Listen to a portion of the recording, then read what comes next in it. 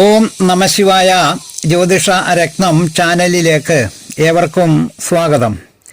ഒരു ഗ്രഹനില കണ്ടാൽ ആ ജാതകത്തിലെ 1 മുതൽ 12 വരെ ഭാവങ്ങളെ വിശകലനം ചെയ്ത് ജാതകന്റെ ശുഭങ്ങളും അശുഭങ്ങളും ഏതൊരാൾക്കും എങ്ങനെ കണ്ടെത്താമെന്നതാണ് ഈ വീഡിയോയിലെ പ്രതിപാദ്യ വിഷയം. സ്വന്തം ജാതകമായാലും മറ്റൊരാളുടെ ജാതകമായാലും വളരെ എളുപ്പത്തിൽ മനസ്സുവെച്ചാൽ ആർക്കും കണ്ടെത്താൻ കഴിയുന്ന കാര്യമാണ് ജാതക വിശകലനം. അതിലേക്കുള്ള രഹസ്യങ്ങളും വിവരങ്ങളും അറിയാൻ താല്പര്യമുള്ള ഏവരെയും ഈ വീഡിയോയിലേക്ക് ഒരിക്കൽ കൂടി സഹർഷം സ്വാഗതം ചെയ്യുന്നു, ക്ഷണിക്കുന്നു.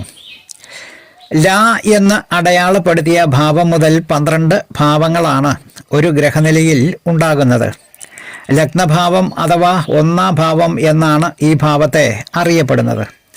ഈ ഭാവം കൊണ്ട് നമുക്ക് അറിയാൻ കഴിയുന്നത് ജാതകന്റെ ആയുസ്, ശരീരഘടന, ശരീരത്തിന്റെ നിറം, സൗന്ദര്യം, സ്വഭാവം, സ്ഥിതി, മഹത്വം, കീർത്തി, സുഖം, അവയവങ്ങൾ, ഓജസ്, ശക്തി, കാര്യാദികളിലെ ജയങ്ങൾ, കേസുകളിലും മറ്റുമുള്ള വിജയങ്ങൾ, ആത്മപ്രഭാവം എന്നിവകളെ സംബന്ധിച്ച വിവരങ്ങളാണ് അറിയാൻ കഴിയുന്നത്.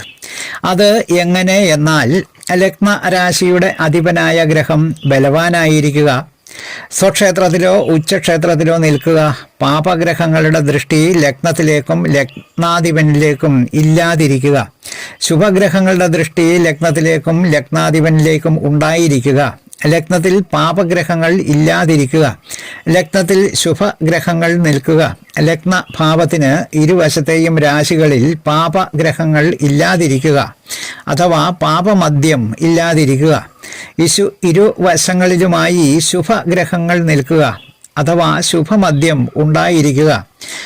സൂക്ഷ്മാംശങ്ങൾ വേറെയും ഉണ്ടെങ്കിലും പ്രാഥമികമായി ഇത്രയും കാര്യങ്ങൾ ശ്രദ്ധിച്ചാൽ ലഗ്നഭാവത്തിൻ്റെ ശുഭങ്ങളും അശുഭങ്ങളും വളരെ എളുപ്പത്തിൽ ഏതൊരാൾക്കും മനസ്സിലാക്കിയെടുക്കാവുന്നതാണ്. അതുപോലെ 2-ാം ഭാവത്തെയും വിശകലനം ചെയ്യാവുന്നതാണ്.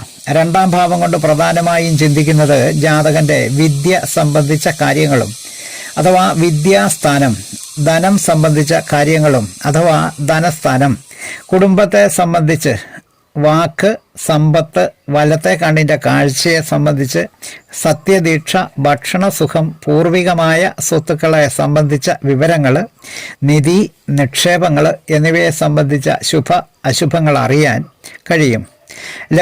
2-ാം ഭാവാധിപന്റെ ബലം, പാപഗ്രഹങ്ങളുടെ ദൃഷ്ടി ഇല്ലാതിരിക്കുക, ശുഭഗ്രഹങ്ങളുടെ ദൃഷ്ടി ഉണ്ടാകുക തുടങ്ങി ലഗ്നഭാവത്തിനെ സംബന്ധിച്ച് പറഞ്ഞ എല്ലാ കാര്യങ്ങളും അഥവാ ശുഭ അശുഭങ്ങൾക്ക് അനുസരിച്ച് 2-ാം ഭാവത്തിന് എത്രത്തോളം പുഷ്ടിയുണ്ടാകുമെന്ന് കണ്ടെത്താൻ കഴിയുന്നതാണ്.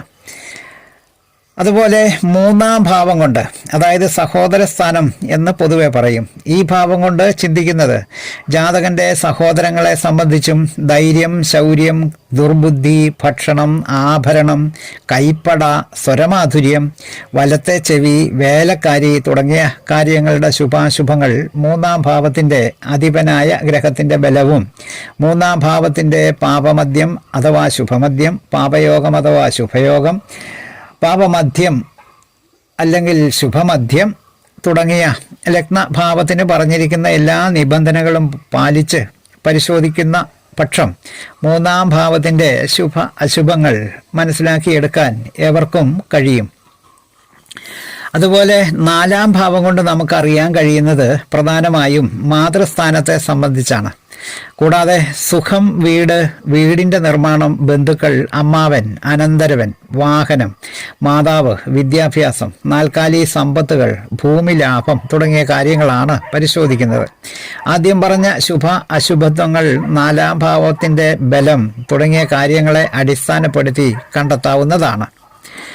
അതുപോലെ 5-ാം ഭാവം കൊണ്ട് സന്താനങ്ങളുടെ ശുഭാശുഭങ്ങൾ, ബുദ്ധി, വൈഭവം, മനസ്സ്, ഉദ്യോഗലബ്ധി, പുണ്യം, അടുത്ത ജന്മത്തെ സംബന്ധിച്ച് കാര്യവിചാരത്തിലുള്ള പ്രാപ്തി, ഗുണദോഷങ്ങളെ മുൻകൂട്ടി അറിയാനുള്ള കഴിവ്, മന്ത്രിസ്ഥാന ലഭ്യത പോലെയുള്ള കാര്യങ്ങൾ 5-ാം ഭാവാധിപന്റെ ബലവും ഭാവത്തിൻ്റെ ശുഭ അശുഭങ്ങളും പരിശോധിച്ചാൽ ഏവർക്കും മനസ്സിലാക്കി എടുക്കാം. നേരത്തെ ലഗ്നഭാവത്തിൻ്റെ പറഞ്ഞ അടിസ്ഥാനത്തിൽ പരിശോധിക്കുമ്പോൾ വളരെ എളുപ്പത്തിൽ ഏവർക്കും അത് കിട്ടുന്നതാണ്. അടുത്തത് 6-ാം ഭാവം. 6-ാം ഭാവം എന്നാൽ രോഗസ്ഥാനം, ശത്രുസ്ഥാനം എന്നൊക്കെയാണ് അറിയപ്പെടുന്നത്. ഈ ഭാവത്തിൻ്റെ ഭാവാധിപൻ്റെയും ശുഭ അശുഭങ്ങളെ മുൻപ് പറഞ്ഞിരിക്കുന്നത് പോലെ വിലയിരുത്തുമ്പോൾ കിട്ടുന്നത് കള്ളന്മാർ, ശത്രുക്കൾ എന്നിവരുടെ ശല്യങ്ങൾ, കാര്യതടസ്സങ്ങൾ, കടബാധ്യതകൾ പരിഹരിക്കപ്പെടുമോ ഇല്ലയോ എന്ന ചോദ്യത്തിന് ഉത്തരം, രോഗങ്ങൾ, മുറിവ്, വ്രണം, ഭയം, വ്യാധികൾ, ജാതകൻ്റെ മനോദുഃഖങ്ങൾ, ആയുധത്താൽ ഉണ്ടാകുന്ന മരണം തുടങ്ങിയ കാര്യങ്ങളുടെ ശുഭ അശുഭങ്ങൾ നമുക്ക് മനസ്സിലാക്കിയെടുക്കാവുന്നതാണ്. അടുത്തത് 7-ാം ഭാവത്തിൻ്റെയും ഭാവാധിപൻ്റെയും ബലം മുൻപ് പറഞ്ഞിരിക്കുന്നത് പോലെ, അതായത് ലഗ്നഭാവത്തിന് പറഞ്ഞിരിക്കുന്നത് പോലെ പരിശോധിച്ചാൽ 7-ാം ഭാവത്തിൻ്റെ ശുഭാശുഭങ്ങൾ കണ്ടെത്താവുന്നതാണ്. 7-ാം ഭാവം കൊണ്ട് ചിന്തിക്കുന്ന പ്രധാന കാര്യങ്ങൾ, ഭാവത്തെ പൊതുവെ പറയുന്നത് കളത്രസ്ഥാനം എന്നാണ്.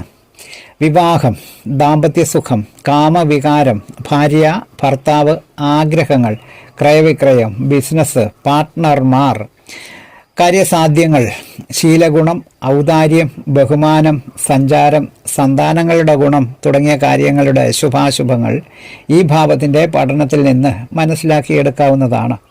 അടിസ്ഥാനം എന്ന് പറയുന്നത് ലഗ്നഭാവത്തിൻ്റേത് പറഞ്ഞതുപോലെ തന്നെ ഭാവത്തിൻ്റെ അല്ലെങ്കിൽ ഭാവാധിപൻ്റെ ബലം അനുസരിച്ച് ബലം കൂടുതലുണ്ടെങ്കിൽ ശുഭങ്ങൾ കൂടുതൽ ഉണ്ടാകും.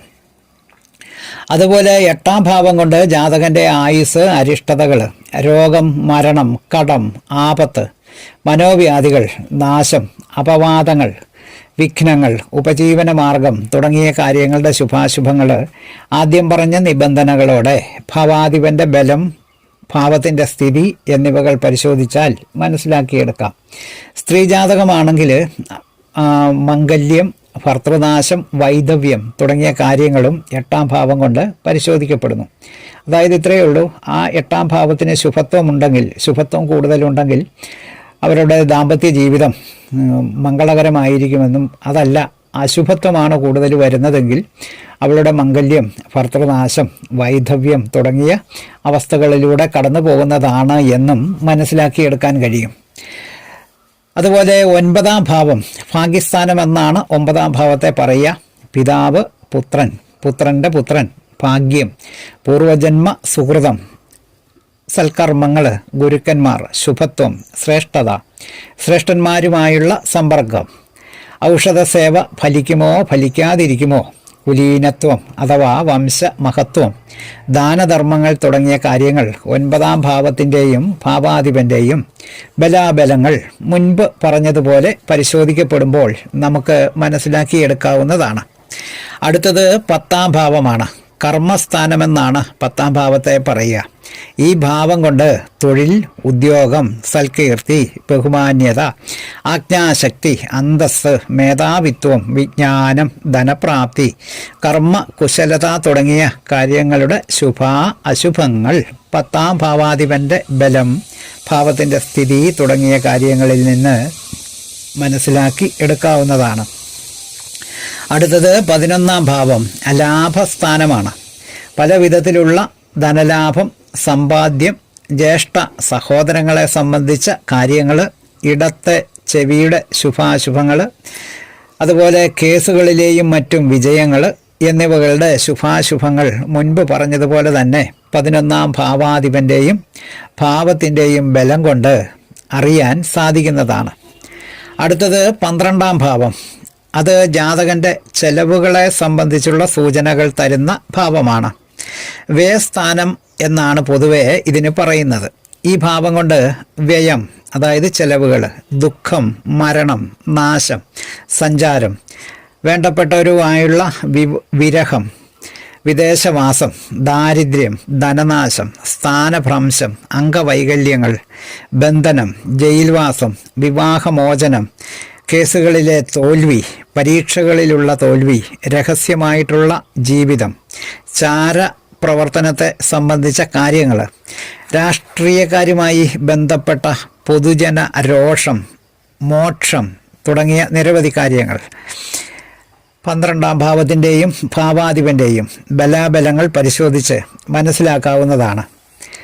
ഈ വിവരങ്ങൾ ശ്രദ്ധാപൂർവം പഠിച്ചെടുക്കാൻ ശ്രമിച്ചാൽ ഏതൊരാൾക്കും വളരെ എളുപ്പത്തിൽ ഒരു ജാതകത്തിൻ്റെ ശുഭാശുഭങ്ങളുമായി ബന്ധപ്പെട്ട പ്രാഥമിക വിവരങ്ങൾ, അതായത് എല്ലാ വിവരങ്ങളുമല്ല, പ്രാഥമികമായിട്ടുള്ള വിവരങ്ങൾ മനസ്സിലാക്കി എടുക്കാവുന്നതാണ്. വീഡിയോ ശ്രദ്ധിച്ച എല്ലാവർക്കും നന്ദി, നമസ്കാരം. തലക്കുറി, ജാതകം, പൊരുത്തം, മുഹൂർത്തം, പ്രശ്നം തുടങ്ങിയ ജ്യോതിഷ സംബന്ധമായ സേവനങ്ങൾക്ക് 9605232894 എന്ന ഫോൺ നമ്പറിലോ വാട്സപ്പിലോ ബന്ധപ്പെടാവുന്നതാണ്. സ്നേഹപൂർവം മോഹനൻ ജ്യോത്സ്യർ, ജ്യോതിഷ ആചാര്യ. ഓം നമഃ ശിവായ.